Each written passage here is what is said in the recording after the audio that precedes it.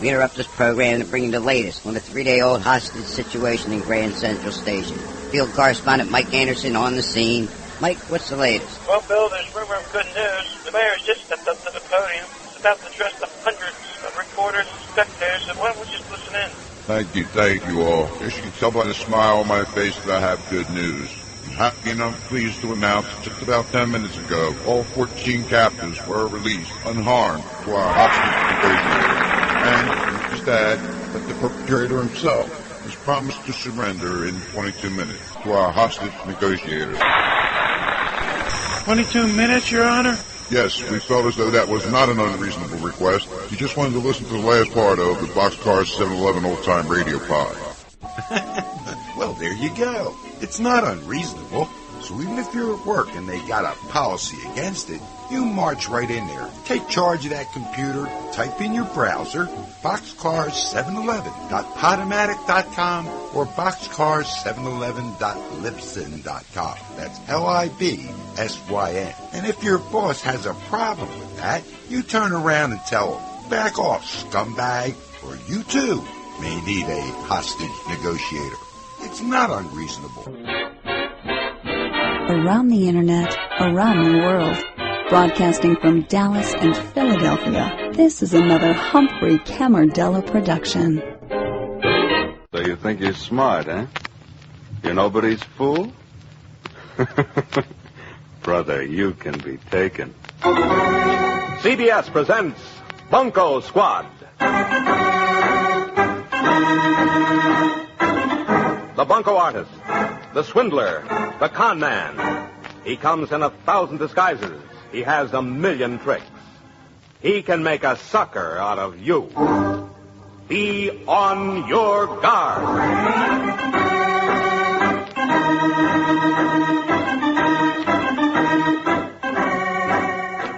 For the protection of you, the American public, we open once again tonight the files of Bunco Squad. Authentic cases drawn from the police records of the nation. You will be guided through a case of Bunco step by step, as it actually happened, as it could happen to you. Now, here is your host and guide, the noted authority on Bunco schemes, Captain Frank Trumbull.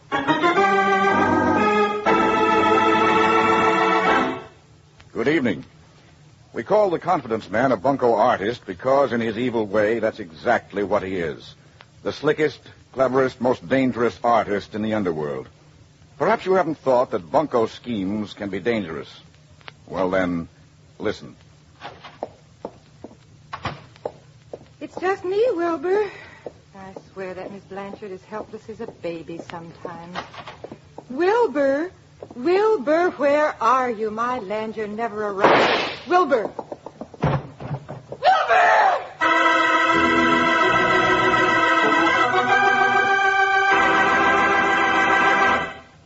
What you just heard is part of an actual case taken from the police files of St. Louis, involving one of the most dangerous and vicious Bunco schemes ever to come to my attention. Here is the case of the bookworm.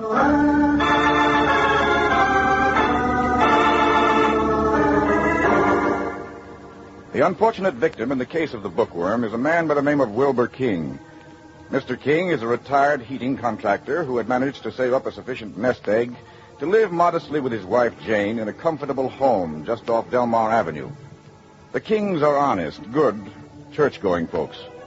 Actually, that's where the whole thing started. One Sunday morning in a church overlooking Forest Park. During the services, Mrs. King had noticed a strange couple staring at her and at her husband. And when the service concluded, she was surprised to find herself greeted most cordially by a woman she didn't know and had never seen before. Why, Helen, imagine running into you here. Well, I'm sorry, but I'm afraid you have us mixed up with someone else. Well, oh, dear Charles, they're not the Pearsons at all. I was afraid you were mistaken, my dear. Oh, and after the way we stared at these poor people, too. Yes, please forgive us, folks. Well, isn't that true mistake? You see, we're new in St. Louis. We don't know a soul. I guess it was partly wishful thinking on my part. I am sorry. Not at all. I know how it is in a strange town. Now, come now, dear. These folks aren't interested.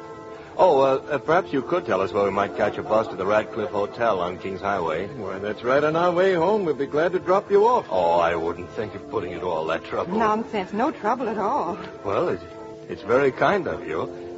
I'm Charles Hollister. This is my wife, Irene. How do you do? My name is King, and this is Mrs. King. I'm so glad to know you. Delighted to meet you. Yes, indeed. Most delighted. That meeting, accidental as it may have seemed, was part of a carefully laid plan. Try to put yourself in the King's place. They were friendly people, anxious to meet any new fellow churchgoers, so naturally they offered them a lift. But even if they hadn't, it wouldn't have mattered. The Hollisters would have pursued the accidental meeting in another manner. Once the contact was accomplished, Hollister made himself as charming as possible. By the time they'd reached the Radcliffe Hotel, he'd persuaded the Kings to have Sunday dinner with him. And the next night, he invited them to be his guests at the Municipal Opera. And all the while, in casual, matter-of-fact conversation, Charles told Wilbur King about himself and his work. That he was a writer visiting St. Louis to do some scientific research at Washington University. And the Kings were most impressed with their newfound friends. But when the Hollisters were alone in their hotel room... A swell pitch this is going to be. That old biddy nearly yacked my arm off. You know what she does for fun? She puts up preserves. Well, then, baby, you're going to put up preserves and like it. Because there's a big pot of jam at the end of this rainbow. $15,000 worth. 50? Honest, Charles? Mm-hmm. Well, we only cased him for about 8. How'd you find out? Oh, charm, baby. That old guy did everything but give me the key to his safety deposit box. Oh, darling, that's wonderful. I could kiss you for that. What's stopping you? Nothing. You lovely hunk of man. Mm. Say, maybe we can shove this pitch along a little faster, huh? Oh, don't get impatient, Cookie. It never pays to rush a mark. Okay, honey. You're the brains. Now, get busy and finish copying that book I got from the library. Hi, you great, big, famous author, you.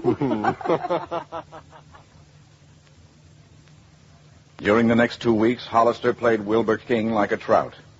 It was flattering to be wined and dined by a younger, brilliant man, and an author at that. And when the game was finally set to land, Charles was ready with the gaff. He set the scene by inviting the Kings to a mysterious dinner celebration at the Chase. Happy days. Oh, Mrs. King, let me fill your glass. Oh, no, please. That's a beautiful watch you have there, Hollister. I've been admiring it. A beautiful watch you have, Wilbur. Here, it's yours. Oh, no, I couldn't dream. Nonsense, Mr. King. You take it. Charles can afford it now. Say, what is this mystery? I swear you've got me eaten up with curiosity. Yes, what's happened? I haven't found a gold mine, have you? Oh, you're not far wrong. Here, read this wire. The Board of Education excited about your manuscript. Wanted for high schools throughout the state. Hey, Hollister, that's wonderful. Isn't it? Read the rest of it. Advance order confirmed at 40,000 copies. Wire me Hotel Senator immediately if you can deliver by October. Joseph Sterling. Who's Sterling? Oh, he's my literary agent in Jefferson City. Oh, I'm so happy for both of you. 40,000 copies. Think of it, Jane. A toast. To the book, everybody. To the book. Say, Wilbur, I've been wondering if I could ask you to do me a favor on this thing. Of course, Charles. Anything. What is it? Well, as I was saying to Irene last night, wasn't I, honey? Mm-hmm. This is a tremendous break, of course, but it also means I'll have to interrupt my present work to get this book printed. Irene came up with a wonderful idea. Why not ask you to help out? You have the time, the brains, the organizational ability. I'd be glad to do anything I could, but isn't that the publisher's job? Oh, Wilbur, you don't think I'd go to a regular publisher? Accept a piddling royalty with a firm order for 40,000 books in my pocket? Oh, not on your life. I intend to publish this myself. I have a printer in Jefferson City all set to go. The way I figure, it'll cost around $30,000. I'll gross $150,000 on the order. A net profit of $120,000. That's a lot of money. Isn't it, though? And it'll mean a lot of work. Every student in the state will have to use a copy of my book. And that's only the beginning. There are 47 other states. Of course, Wilbur, I wouldn't expect you to take on the selling and distributing job for nothing. But it's out of my line. Oh, Wilbur, nonsense. Since when is a $60,000 profit out of anybody's line? $60,000? Surely. Look, you come in with me and share in the initial printing cost. And as soon as the books are ready, you take over complete supervision of sales and delivery from then on. And I'll cut you in for 50% of the profit, including the order I've already got. Wilbur, what an opportunity. Oh, no. It's an opportunity for me, Mrs. King. You see, I'm a writer and a scientist. I've got no head for business, and I'm not interested in it. It'd be a godsend to have a businessman like Wilbur to handle things. A partner I can trust. Now the enticing bait was out, and Hollister felt sure that Wilbur King would snap at it. Well, wouldn't you? The chance to make $60,000 on a $15,000 investment, and at absolutely no risk. What would you do? If you're like Mr. King, you'd probably ask for time to think it over. And you might not want to trust your own judgment completely. You might, as Mr. and Mrs. King did, seek advice from your lawyer. Light lead gas common, the Monsanto stock, brown shoe.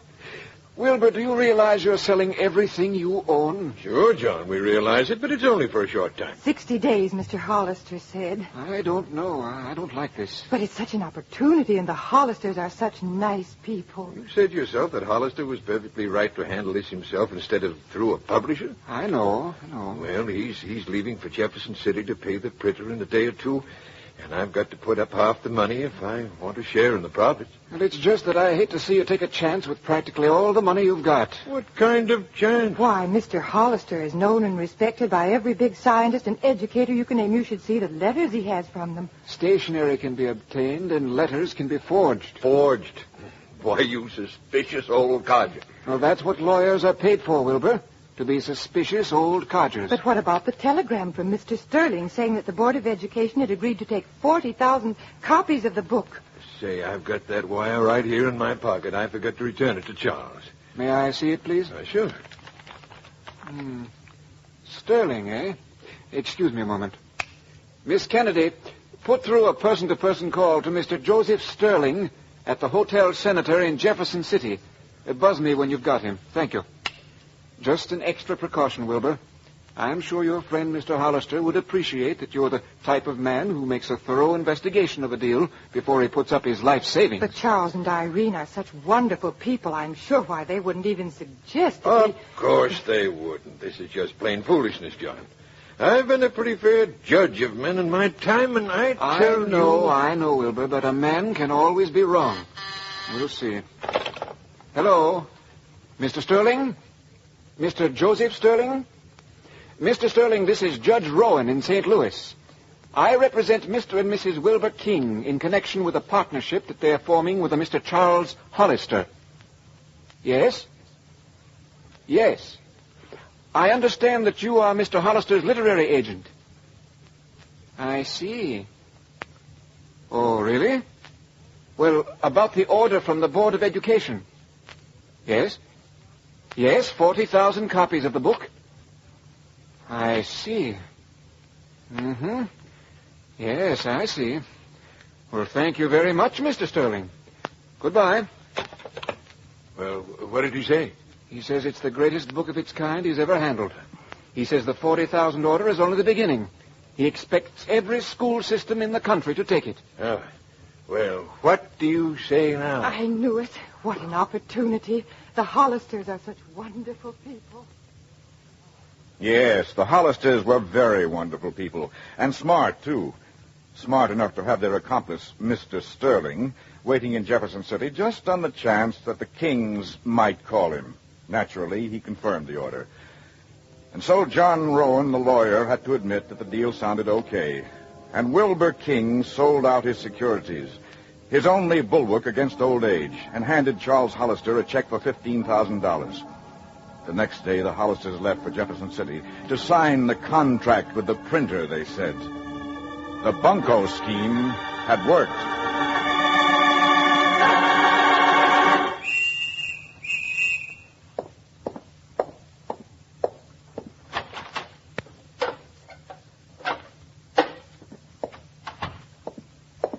Any mail, Wilbur? Just a circular. I'm going across the street to Miss Blanchard's for a few minutes, dear. Why, what's the matter? Oh, nothing. Only we haven't heard a word from Charles and Irene for over 2 weeks. Yes, that is strange, isn't it? Well, I'll be back in 10 minutes.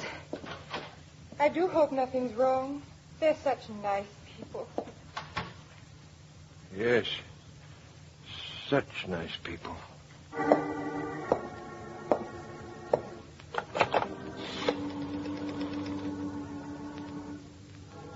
Operator, get me the Hotel Senator in Jefferson City. That's right, Charles Hollister. But I know he went there. Are you sure? Never registered? Thank you. Boatman's Bank? Chief Teller, please. He cashed the check the same day? Yes, I understand the check was in order. Of course you had to honor it. Operator, I want to put in another call to Jefferson City. The purchasing agents of the Board of Education.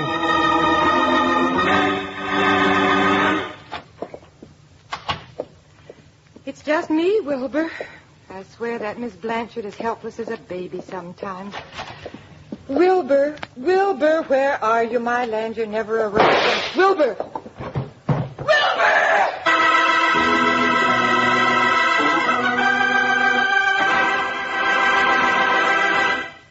We'll return to Captain Trumbull and tonight's Bunco Squad story in just a moment.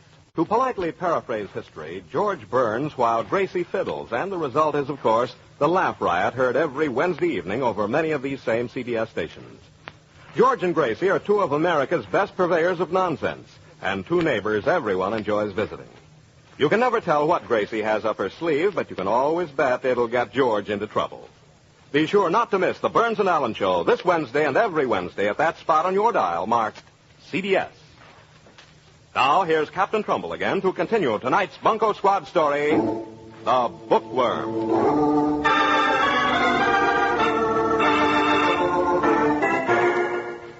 In a game as carefully constructed as a fine watch, Charles Hollister had, as the Bunco artist would say, roped his mark, told him the tale, given him the convincer, and had taken off a nice touch of $15,000. As a result, Wilbur King was in emergency hospital at death's door and attempted suicide. The next day, Mrs. King went down to police headquarters and told her story. No. Do you recognize any of the pictures, Mrs. King? No. I've stared at these pictures until they're all beginning to look alike. Lieutenant Scott, I didn't want to come here. I should be at the hospital. Mr. King is in competent hands. You can help him best by helping us catch these suspects. I still can't believe it. They were such nice people. They're always nice people, Mrs. King. When you've gone over all the pictures, will you come into Detective Levesque's office and make out a crime report, please? Yes, Lieutenant, I will. I'll wait for you there.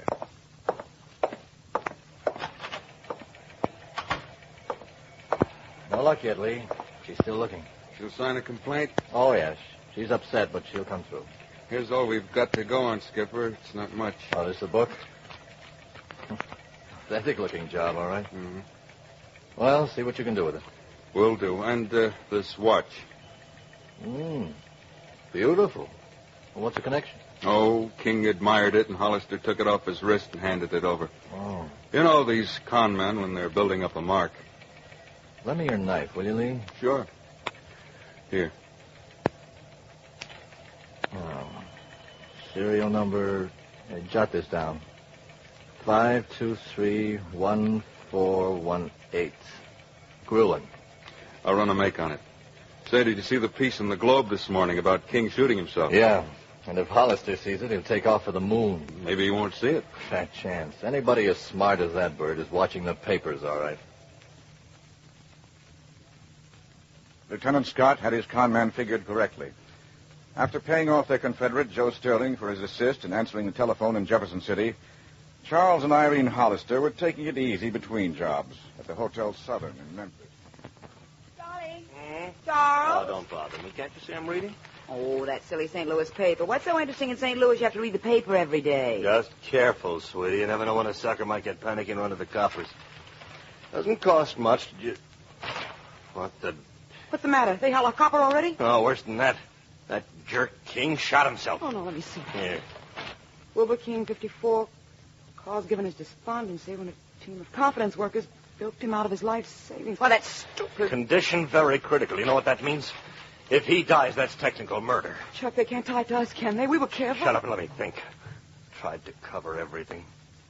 There's nothing in the book. He didn't write any checks. Oh, what do you take me for? No, I didn't do anything they can Wait a minute. What is it? My wristwatch. I gave it to King, remember? It wasn't engraved, was it? It might as well have been. It's got a serial number, and I used my right name when I bought it. Oh, no. In Toledo, remember? I might have known, you stupid fool. You would pull a bonehead play like that. Now you've got it. Now, don't you crack up on me. That's all I need. But they'll trace that watch. It may take days. And if I have anything to say about it, I'll never trace it. Come on, now, start packing. We've got a long drive ahead of us.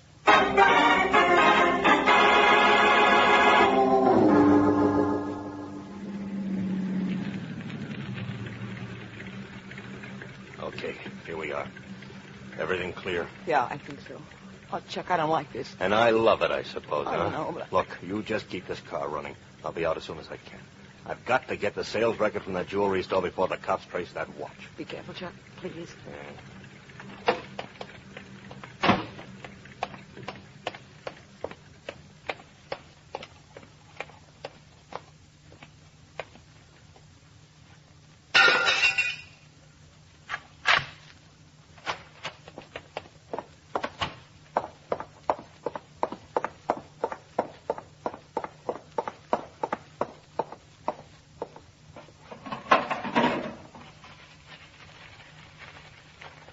October, November.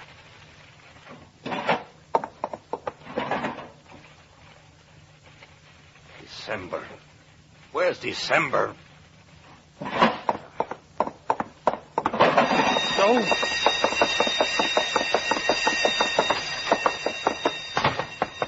Chuck, quick, hurry. Yeah.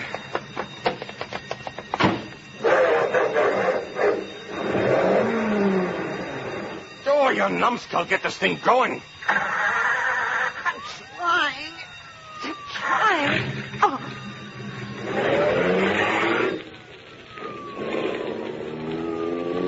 Come on, step on it. Keep going, we can make it. Take the next corner fast.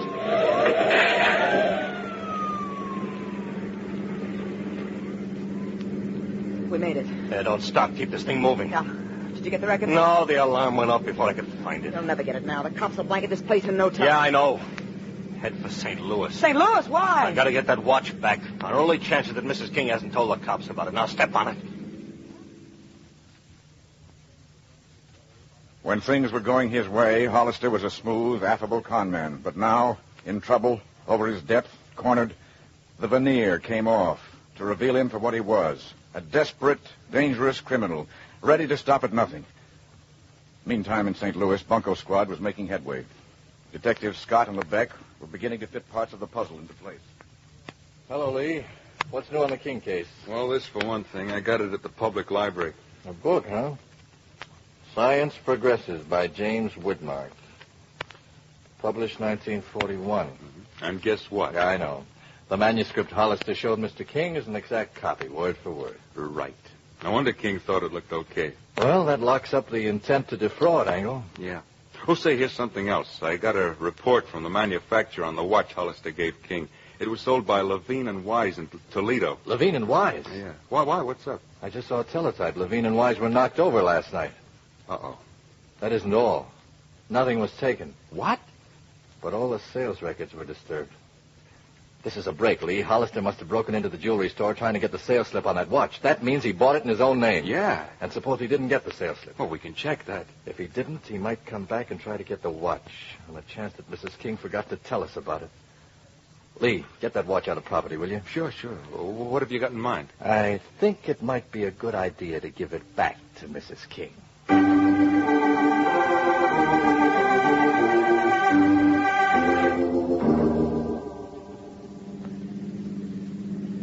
I'm scared. Oh, stop it. You're getting me jittery, too.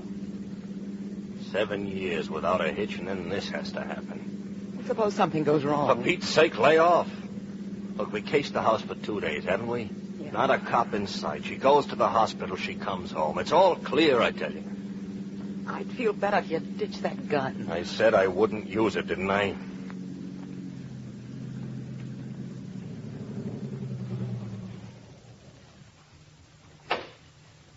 Okay. Here we go. Chuck, remember, no gun. Oh, brace up, Cookie. We won't need a gun.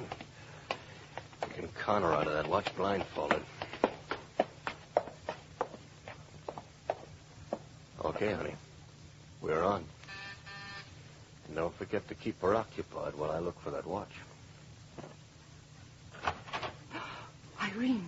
Mr. Hollister. Darling, I'll bet you thought we'd never get back. We sure missed you, folks. I'll say. Hey, where's Wilbur, the old son of a gun? Wait till he sees what I've got for him. Why, where's the check? Oh, and what a check. First return, $64,000. Why, didn't Wilbur get my wire? Wire? Why, no. Can you beat that? Well, half of this is Wilbur's. What? Darling, what's the matter? Wilbur's in the hospital. What? He shot himself. Oh, no. Oh, you poor dear. He thought you'd swindled him. Swindled? He thought that? Yes. Oh, but that's terrible. Because he didn't hear from us? Oh, then it's all our fault. Oh, my dear. Oh, no. Please don't feel that way. Oh. Why, where did Mr. Hollister go? Mrs. King, don't go in there. Why, Mr. Hollister? I thought I told you to keep What her. do you expect with all the noise you will make? All right, Ken, the chatter, and let's blow. Fast. You got the watch? Yeah. Come on. Then you are thieves. Oh, shut up. What'll we do with the old lady, Chuck? We can't leave her loose now. In the closet. Yep. Come on, Grandma. In you go. No, please. No, Here. no. One peep out of you, you'll get this gun across your head. Get in there now. No, help, please, let me out.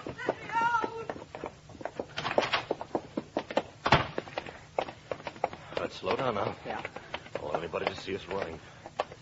You sure she'll be all right, Chuck? Stop worrying about her. Somebody will find her. Get in the car.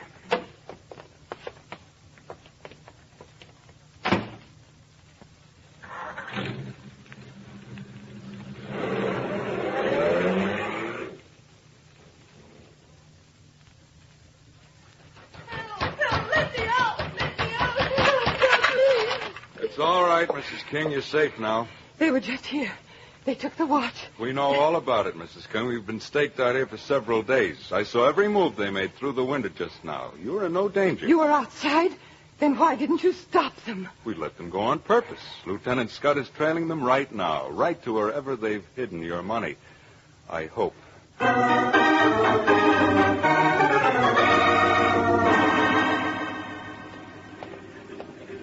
Flight 12 for New Orleans, Galveston, and Mexico City. That's us, now Chuck. loading Hurry. at gate Not 6. until we get that little package.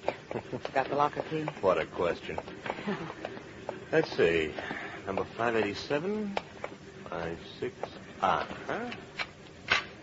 Oh, Chuck, hurry. Will you? Relax, beautiful, relax. Plenty of time. That's right, Hollister. What? Plenty of time. About 10 years apiece, I'd say. Oh! Why, don't you? You want it this way. Chuck! All right. Get up. Hold out those hands. Yeah. And I'll just take that package out of the locker, if you Now, don't look. mind. Look, you've got nothing on us. I want an attorney. I know my rights. Oh, brother, if only one of you would think up a different line. Just once.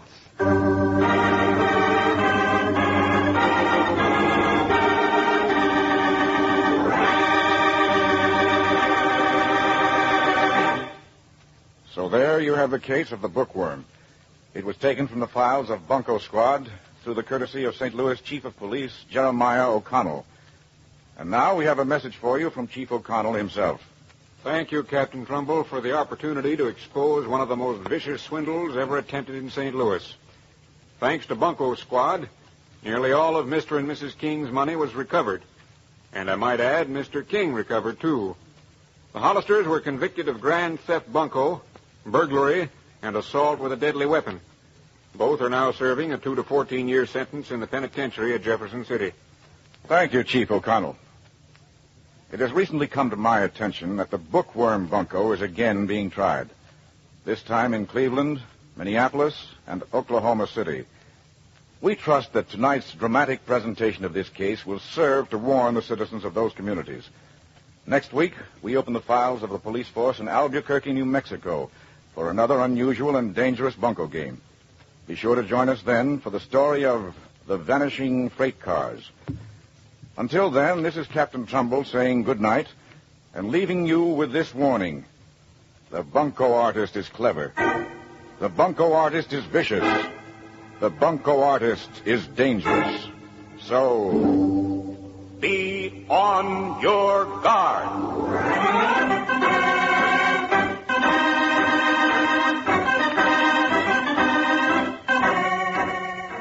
The elements of tonight's case were true. Only the names were changed for the protection of innocent persons.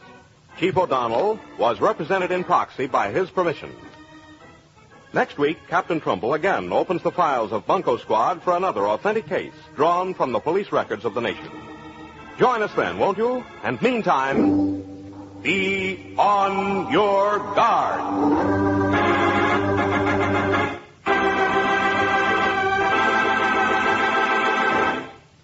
Bunco Squad, produced and directed by Ralph Rose, is written by Larry Goldman and Troy Leonard. Original music was composed and conducted by Del Castillo. Joe Walters speaking. This is CBS, the Columbia Broadcasting